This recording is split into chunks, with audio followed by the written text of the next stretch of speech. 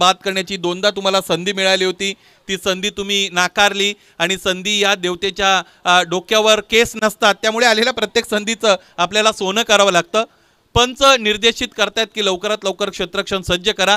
त्याचबरोबर मला असं वाटतं क्षेत्ररक्षक जखमी झालेले आहेत, त्याची सुद्धा आपल्याला विचारपूस करावी लागेल। पाणी मैदानाच्या आतमध्ये लवकरात लवकर पोहोचलं जावं।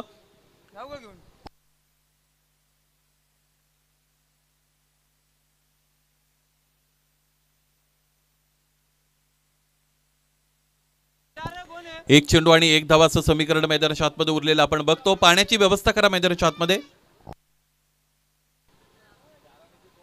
यस, ऑल इज वेल। क्षेत्ररक्षक इथे बाहेर जात आहेत। सबस्टिट्यूट आणखी एक क्षेत्ररक्षक मैदानाच्या आतमध्ये खरं तर बोलवला जाईल।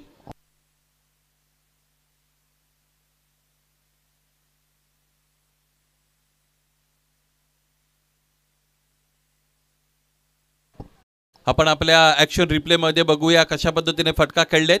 हा स्लॉकचा फटका होता। सगळ्यात महत्त्वाची गोष्ट, जिकडे खडे होते तिथून फ्रंट लेग पुढे सरसावला, त्याचबरोबर लाईन क्लिअर केली इथे फलंदाजाची आणि त्याचबरोबर सीमा रेषा सुद्धा क्लिअर करताना यश मिळालं इथे फलंदाज कैलाशला।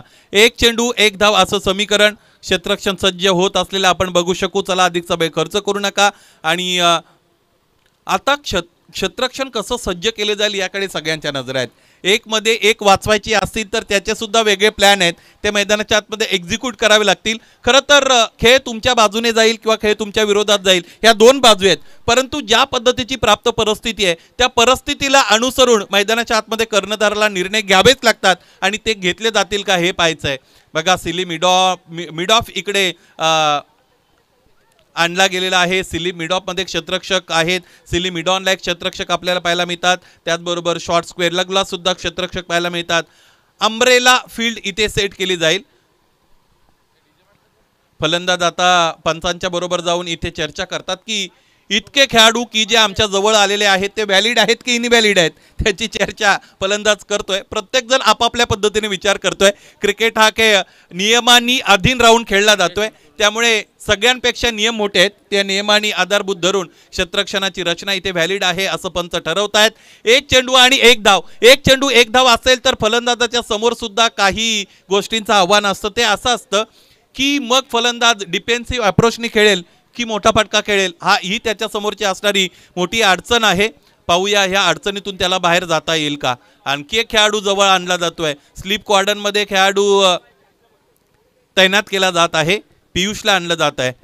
आणखी एक 38 सर्कलच्या आतमध्ये मला असं वाटतं जास्तीत जास्त फौज फाटा आपल्याला इथे पाहायला मिळतो।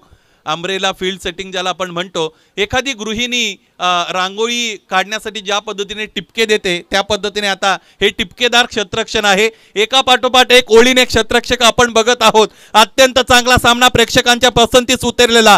कोण असेल या सामन्यातील विजेता संघ, जांभूळवाडी की जांभुर्डे? यावेळेस गोलंदाज बंटी की फलंदाज कैलास?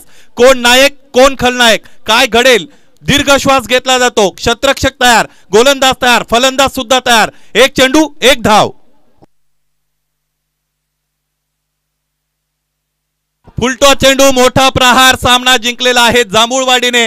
आतापर्यंत गोलंदाजी चांगली राहिली होती, शेवटचे 2 चेंडू गोलंदाजाच्या विरोधात गेले आणि परिणामतः रविराज ब्लास्टर जांभुर्डेच्या विरोधात गेले आणि हा सामना जिंकलेला आहे जांभूळवाडी संघाने। परंतु चांगला संघर्ष मैदानाच्या आतमध्ये दाखवला आयोजक संघाने, अर्थात रविराज ब्लास्टर जांभुर्डेने। त्याकरता त्यांचा आम्ही कौतुक करू। विशेषत्वाने गोलंदाज पियुष याचा आपल्याला कौतुक करायचंय, ज्या पद्धतीचं खरं तर प्रदर्शन गोलंदाजीचं त्याचं राहिलं। 6 धावा खर्च करत असताना एक फलंदाज त्याने बाद केला, तिथून जांभुर्डे संघ या सामन्यामध्ये निश्चितच इन झाले होते, परंतु अंतिमतः फलंदाज कैलाशचा संयम आपण पाहिला आणि शेवटी एक षटकार त्याचा जो आला त्यातून सामन्याचं समीकरण बदललं आणि सामना जिंकलेला आहे जांभूळवाडी संघाने। या सामन्यातील सामनावीर खेळाडू आपण बघतो कैलाश, ज्याने दुसऱ्या